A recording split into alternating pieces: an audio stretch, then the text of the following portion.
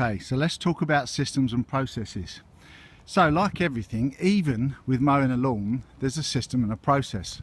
So when I start doing that, I normally start with that piece just there because that's the easiest bit.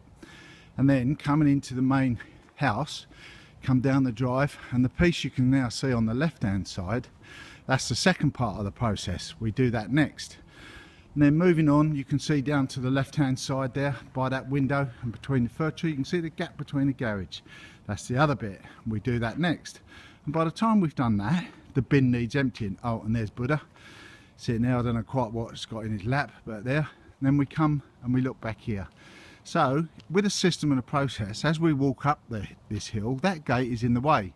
So we have to shut it. Now that's part of the process. Best practice, don't know. So walking over into this corner, we come round to here and we see the side of the stables and the lovely lavender patch, and we look down the garden, over the fields there, you can see the horses in the background, and then this part of the garden.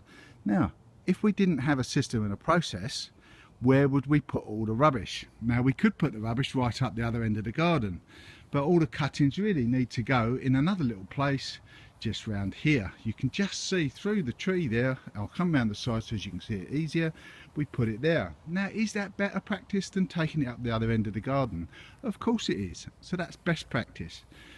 So walking down, now that much of lawn that you've seen so far is about 1.9 kilometres to mow with an 18-inch blade, up and down, up and down. Now luckily there's not too much to mow down in there, but we've got to do the edges as well, which is also part of the process. Now do we do the edges first or do we do them last, I asked you. So you can see there, luckily all the stay fields over there, I don't have to do that. The horses mow that, which is quite handy because I'd be totally knackered, Ross.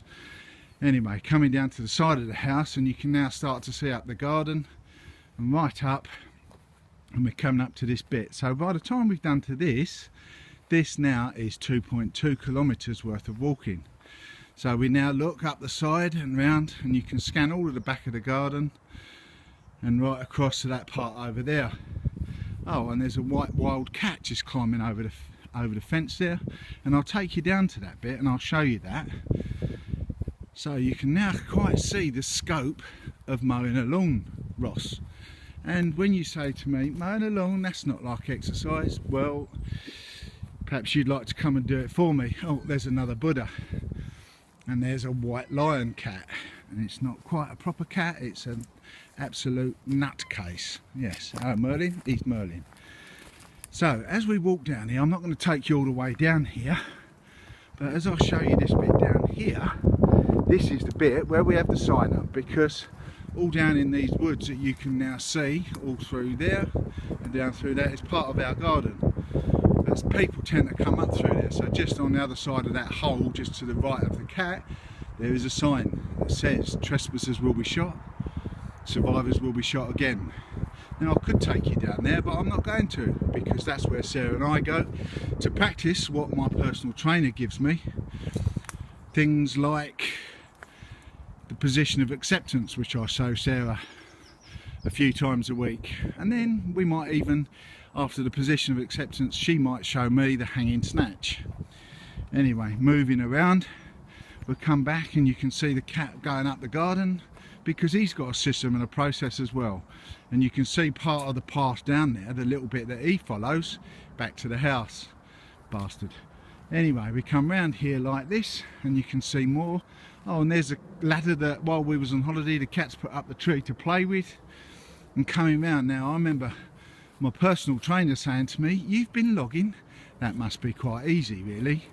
So here's what the logs were. This is what's left of 14 trees. So I'm just going to show you there, there's where we've been burning them just there, and they've still been burning. Now as you look from this part of the garden here, you can see the trees. This was one of the smaller ones, that's what's left of it. But then when you look back down the row, you can see all of the trees back down to the garage. And then we come round here, look down, oh look, lovely bluebells, Ross, and in there, and you can see what's the rest of that keeping it. So I've started to clear that, but that can't be hard work, can it, Ross? Coming back round here, and then we can see coming back down to the side of the house with all the systems and processes. Now that was the other area where we would have dumped the grass, but we don't dump the grass because that's not best practice. That's best practice for the back part of the garden. So coming around there, we've just passed the vegetable patches on the left, and now come to the back of the house. And as we come around here, you can now see behind that great big green sheet is all of the logs, which wasn't a hard job, was it?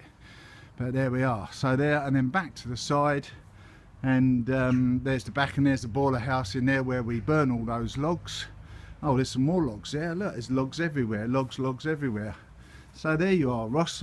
I've taken you all the way around the house and showed you all of the lawns and the systems and processes I need to make it work properly.